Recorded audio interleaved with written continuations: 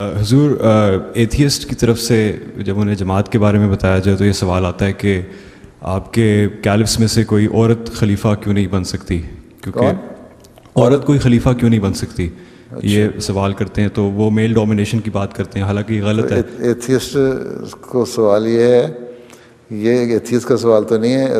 اگر عورت بن جائے گی تو وہ اللہ کو مان لیں گے؟ مجھے پوچھو اگر عورت خلیفہ بن جائے تو مان لو گے؟ پہلے یہ بتاؤ. میں یہ پوچھ لوں کون سے، لیکن سے حضور وہ نہیں، بات سوال یہ ہے پھر وہ عورت کیوں نہیں بن سکتی؟ اللہ تعالیٰ نے کسی عورت کو نبی بنایا نہ، نبی کیوں نہیں، عورت کیوں نہیں نبی بن سکتی؟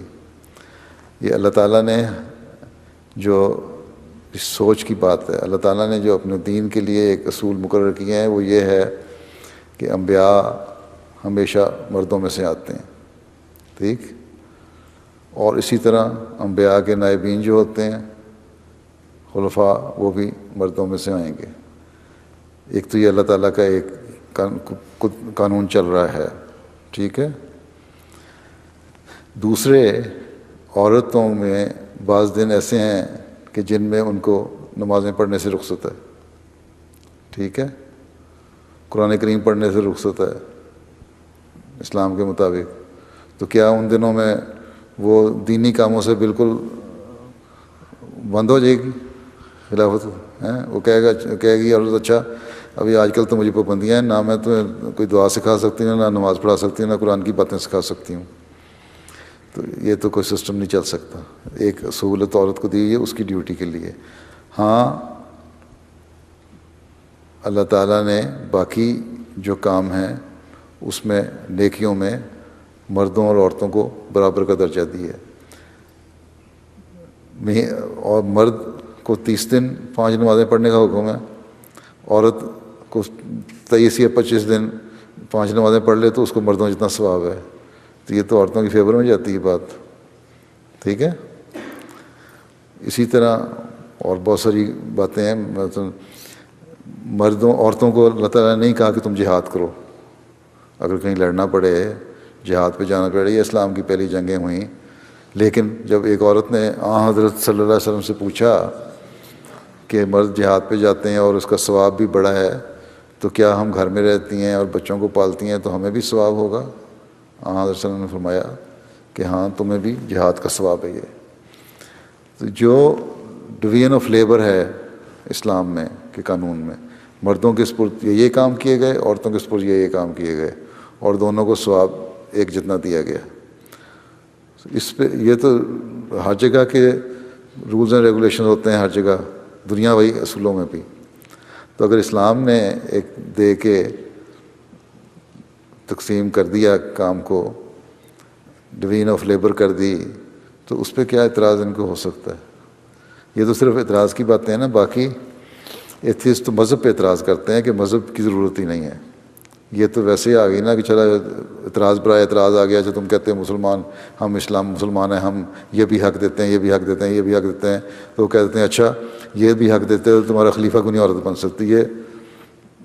یہ اعتراض صرف اعتراض کی خاطر کرتے ہیں وہ، ٹھیک ہے. تو ہمارے ایک اصول ہیں، ہر بات کا ایک اصول ہوتا ہے. باقی اب تو یہ میں نے پچھلے دنوں میں یہاں کسی تقریر میں ذکر بھی کیا تھا، اور جو بھی پڑھانے والے ہیں، ٹیچر ہیں، اور دنیا کے لوگ مانتے ہیں کہ جب تک مذہب نہیں آیا تھا مورلز بھی نہیں آئے تھے، اخلاق بھی نہیں آئے تھے، اور مذہب نے آ کے اخلاق دیے. ان فلاسفروں نے، ان ایتھیسٹ نے اور ساروں نے اگر کوئی اخلاق لیے ہیں تو انہی سے لیے ہیں. جب انسیویلائز سوسائٹیز تھیں، جنگل میں لوگ رہتے تھے، کیو ایج تھی، اس وقت کون تھا؟ کوئی اخلاق نہیں تھے نا، جانوروں کی طرح رہتے تھے. بلکہ یہ لوگ تو فلمیں بھی بناتے ہیں جانوروں والی حرکتیں کر رہے ہیں، ٹھیک ہے. یہ مورلز جو سکھائے وہ مذہب نے سکھائے. اب تو مذہب پہ اعتراض یہ اس لیے کرتے ہیں کہ پابند رہنا نہیں چاہتے. انہوں نے ایک جگہ گئے ہی نہیں، چیز دیکھی نہیں، اس کا مزہ ہی نہیں لیا. حضرت مسیح علیہ السلام نے لکھا ہے ایک جگہ کہ کسی چیز کا علم نہ ہونا اور اس کو نہ دیکھنے کا مطلب یہ نہیں ہوتا کہ اس چیز کا وجود نہیں ہے. اگر کسی نے پاکستان میں ایک گاؤں ہے یا ایک قصبہ ہے منڈی بہاؤدین، اگر کسی نے نہیں دیکھا، کسی کینیڈین نے، تو وہ یہ نہیں کہہ سکتا کہ وہ موجود نہیں ہے. کہہ دے گا مجھے کیا پتہ یہ نقشے پہ کسی نے نام لکھ دیا ہے بھی کہ نہیں ہے. اس کو پاگل کہیں گے، یہی کہیں گے نا کہ تم نے جب گئے نہیں، تم نے دیکھا نہیں وہاں لوگ رہتے ہیں. اسی طرح جو خدا تعالیٰ سے جس نے تعلق ہی نہیں پیدا کیا، اس نے مذہب کو سیکھا ہی نہیں، سیکھا ہی نہیں، اس کو پتہ نہیں مذہب کیا چیز ہے، اس کو پتہ نہیں اللہ تعالیٰ کیا ہے، اور اس کے لیے اس نے کبھی کوشش بھی نہیں کی، اس سے کو یہ اعتراض کر دینا ہے خدا نہیں ہے، یہ تو بیوقوفی والی باتیں ہیں. ٹھیک، ہمارا خدا کتاب جو ہے آور گاڈ، انگلش میں ترجمہ بھی ہو گیا، وہ پڑھی ہے. آور گاڈ ایک کتاب ہے، حضرت مرزا بشیر احمد صاحب نے لکھی ہوئی ہے، آور گاڈ. پڑھی ہے؟ نہیں سر. ہیں؟ نہیں سر ابھی تک. ہاں وہ پڑھو، اس میں بہت سارے ایتھیسٹ کے جواب سارے آ جاتے ہیں.